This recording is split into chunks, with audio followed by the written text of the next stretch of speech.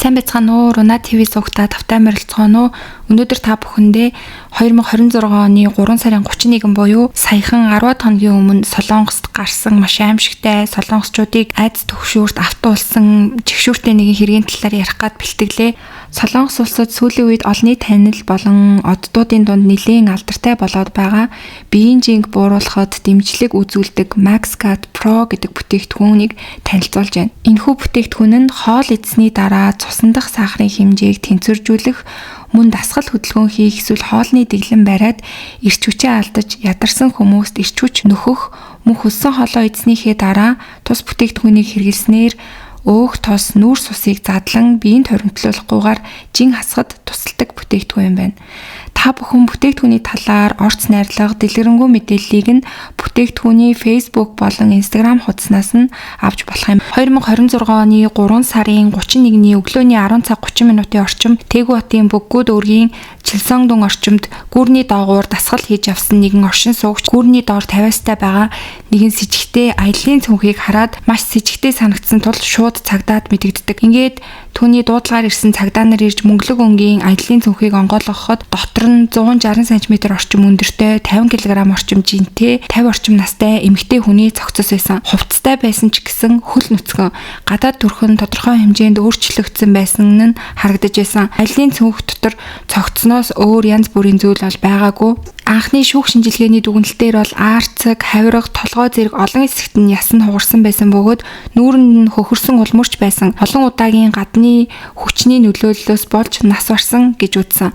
4 сарын 1-нд албан ёсны задлан шинжилгээ хийсэн бөгөөд эхэндээ гаднаас ил харагдах аллагын тод шинж тэмдэг илрээгүй тул хордуулсан байх магадлалыг ч авч үзсэн. Аяллаа цүнхний хэмжээ нь 10 кг жинтэй, алюминий харьцагтай ойролцоо хэмжээтэй байсан тул цогцыг багасгахын тулд хуваасан эсвэл цусыг нь гаргасан эсхийг шалгасан. Тэгэхэд бол тийм уул мөр илрээгүй. Аяллаа цүнх байсан газрын ойр хавийн CCTV-г бол мэдээж цагдаа нар шалгасан. Тэгэхэд 3 сарын 18-нд нэг эрэгтэй, нэг эмэгтэй хоёр хүн аяллаа цүнхийг голын эрэг дээр хайж байгаа бичигдсэнийг тогтоож улмаар тэднийг тодорхойлж Тэгү хотын Жунгүүд үргээс баривчилдаг. Гэтэл аяллаа цүнх хайсан хүмүүс нь хохирогчийн хүргэн болон төрсөн охин байсан гэдэг нь энэ хэргийн шуугааныг улам ихсгсэн. Хэргийн нөхцөл байдлыг харахад ямар нэгэн онцгой төлөвлөгөөт арга хэрэгэлсэн гэхээсээ илүү зүгээр л аяллаа цүнхэнд хийж ойролцоо газар хүмүүсийн ихээр алхдаг газар хайсан нь бол маш хачирхалтай байсан.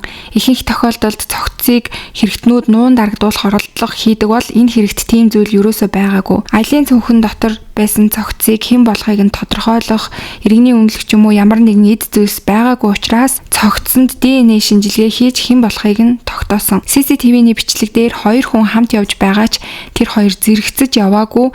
Эрэгтэй нь урд нь аяллаа цүнхийг чирж, эмэгтэй нь толгоогоо гудайлган араас нь дагаж алхаж байгаа нь харагдсан. Мөн тэд адилхан хувцас өмссөн байсан. Энэ айдлыг харсан хүмүүс эмэгтэй сэтгцэн эсвэл оюуны хөгжлийн бэрхшээлтэй байх магадлалтай гэж дүгнцгээдэг. Яагад гэвэл урд яваа хүнийг хойно яваа эмэгтэй яг яаж алхаж байгаа, ямар үйлдэл хийж байгааг нь яг дуурайж дагаж байгаа нь mirroring буюу дуурайх зан үйл гэдэг нь бол харагдчихсан. Цогцны гэмтлийг харахад нэг газарт төвлөрсөн биш бүх биеэр нь олон удаагийн зодуурын улмөр байсан.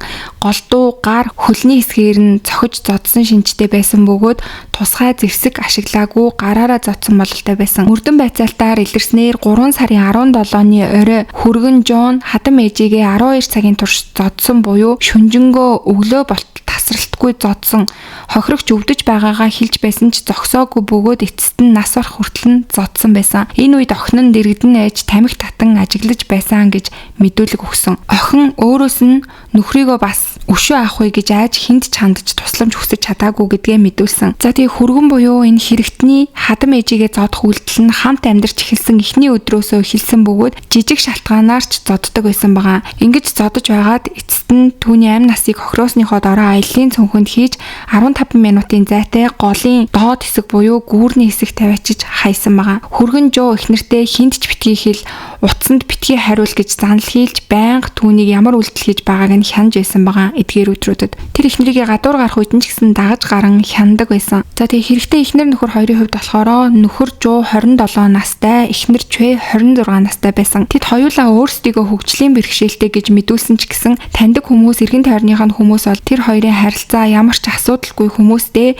учир зүгөө олцдог байсан. Хөгжлийн бэрхшээл бэрхшээлтэй гэж юусоо мэдээгүй энгийн хүн шиг л байдаг байсан гэж мэдүүлцгээж байсан. Жуу харин уура хянах хяналт муутай өмнө нь хүчирхийлэл үлдэж байсан шоронд орж байсан гэдэг мэдээлэлч гэсэн гарсан. Шүүхийн өмнөх шалгалтын үеэр шүүх рүү алхаж байгаа түүнийг бол сэтгүүлчид бүчсэн. Тэгэхэд тэр шууд сэтгүүлчд рүү уурлаж харааж догшин хандаж байсан. Хэрэгтнүүдийн хувьд бол сэтгүүлчдээс маш их зүхтаж нүрээ нуух ч юм уу тиймэрхүү байдал үүсгдэг. Тэгэхэд энэ хүний хувьд бол эсэргээрээ байсан. Энэ төрлийн хүмүүс өдөөлтөнд шууд хүчтэй хариу үзүүлдэг, нөхцөл байдлыг логикоор холбож ойлгох чадвар муу байдаг. Тэр өөрийгөө би эхнэр хадам ээжтэй маш сайн байсан гэж хэлдэгч бодит байдалтай бол мэдээж огт нийцэхгүй байгаа. За тэгээд энэ эхнэр нөхөр хоёрын хувьд болохоор гэрэлснийхээ дараа л шууд нөхрийнхэн зан авир өөрчлөгдөж эхнэрээ зодддаг байсан байгаа. Тэгээд охиныг нь байнга зодоод байгааг харсан хадам ээж нь охиноо хамгаалахын тулд тэдний гэрт ирж хамтдаа амьдарч исэн гэдэг нь бол тогтоогддог. Уг нь бол ээж нь тусдаа өөр гэртээ байсан. Тэгтээ охиныг нь байнга зодоод байгаа учраас өөрөө ч болтгоо хамгаалъя гэж бодоод уг нь тэдний хамтдаа амьдарч эхэлсэн гэдэг нь бол одоогийн байдлаар тогтоогдод байгаа. Охины мэдүүлгээр бол хүмүүст мэдэгдээгүй нөхрийгөө өвшөө авахыг гэж айснаас болсон гэж л зөвхөн ийм л тайлбарыг одоогийн байдлаар өгөөд байгаа. За тэгээд энэ гэр бүлийн хувьд бол уг нь бол өөр бас нэг хүүтэй. Гэхдээ энэ хүү нь бол тусдаа амьдардаг. Тэгээд ээж олоод эгчтэйгээ ямар ч холбоо барьдаггүй. Ээж эгч хоёрт нь юу тохиолдож байгааг юусаа мдээгүй гэж байгаа. Тэгээд нийгмийн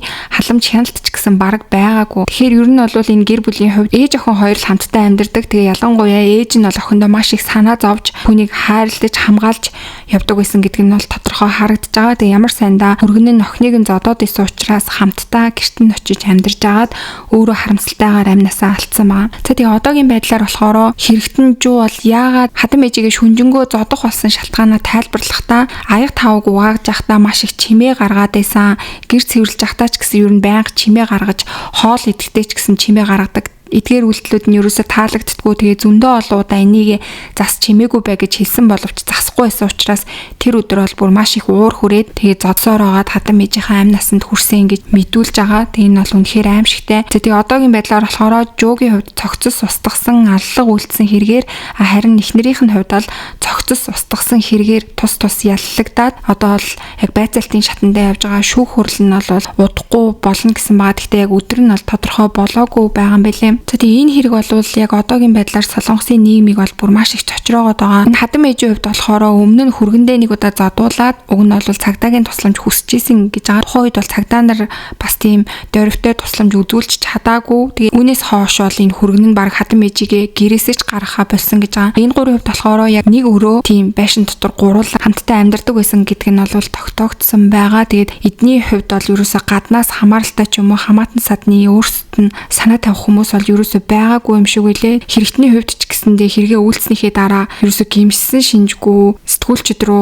ууралж ойрлон цагдаа нарт ч гэсэндээ ерөөсө бол яг энгийн байдлаар тайлбарлаж байгаа нь бол хамгийн аимшигтай байна гэсэн мэдээллүүд байгаа. Ингээ өнөөдрийн та бүхэнд бэлтгэсэн хэрэг бол энэ түрээд өндөрлж гин. Тэгээ яг одоогийн байдлаар бол хэрэг гараад 10 эдхэн он жоо. Тэгээд өдийн хүртэл ил гарсан мэдээллүүд бол нэг иймэрхүү байна. Тэгээд та бүхэн бас энэ хэргийг сонссон ч юм уу эсвэл өөр илүү нэмэлт мэдээллүүд мэдж байгаа бол комент хэсэгт бичиж бас би бинтийгээ хуваалцаарай. За ингээд өнөөдөр ч гэсэндээ миний бэлдсэн дугаарыг сонссон та бүхэндээ маш их баярлалаа. Сувг дээр лайк, subscribe дарахаа битгий мартаарай.